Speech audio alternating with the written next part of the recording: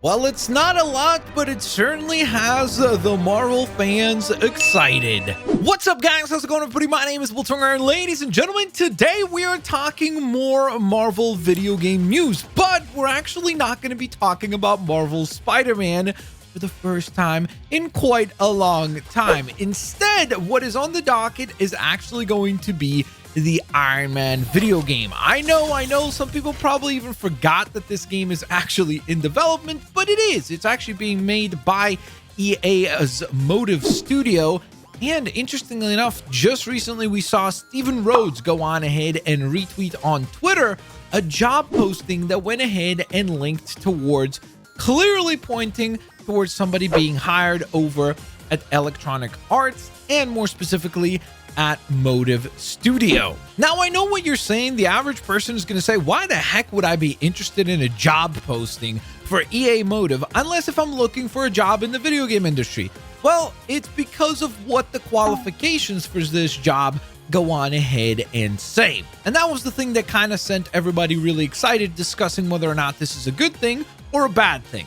So if we look through the qualifications, you'll notice one specific point that says you must have experience in open world and non-linear dialogue for games, which of course got everybody riled up because everyone was immediately saying, well, I guess this confirms that the Iron Man game is most likely going to have open world elements, and that's terrible because it's going to be like an Assassin's Creed game and blah, blah, blah, blah, blah, blah, blah.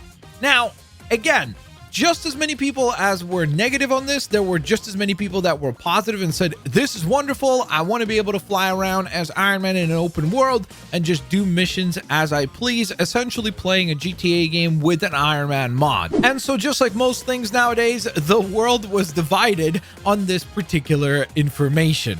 For me personally, I gotta be honest, initially, I was a little bit let down by this news just because to me, when I think of Iron Man, I don't really think of one specific location. To me, Iron Man's adventures are very like globe-trotting in the sense that he's not really based in any one city or country like a lot of other heroes. Like when I think of Spider-Man, I definitely think of New York. When I think of Black Panther, I definitely think of Wakanda. So they go hand in hand. It would almost feel weird to see them out of those environments. But with Iron Man, yes, he's based in New York, but he's been in California, he's been in Europe, he's been all over the planet.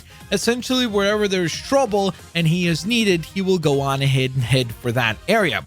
Which is why initially I was a little bit let down by this news. But then I thought about it and I thought, hey, this could still be awesome. Because if you think about something like the first Lego Marvel Superheroes game, it kind of had a very similar idea. The open world section of that game is just New York. In fact, just Manhattan.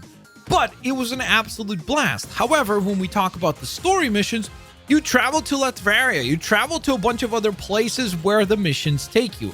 And so then when I thought about it, I was like, you know what? This could still work really well if the main missions do go on ahead and take you to different places across the world. I think it could be a lot of fun, just like they did in the movies. I mean, think in the Iron Man movies. We didn't see him always just in the US. We saw him compete in the Formula One race in Monaco.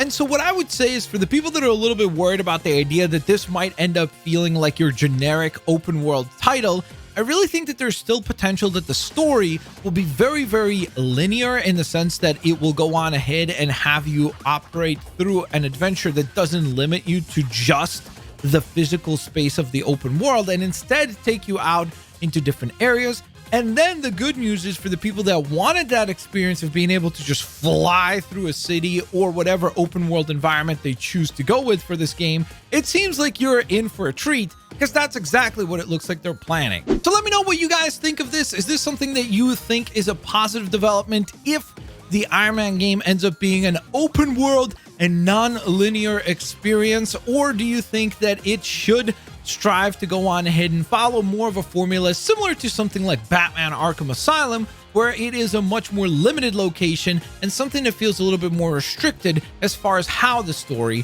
progresses? Thanks a lot for watching. I'll hopefully get you guys here on the next one. If you want to check out the newest Marvel Spider-Man news, click the video right now. And also incredibly epic Gotham Knights concept art points to some really cool skins that were scrapped from the game. So go check that out if you're interested.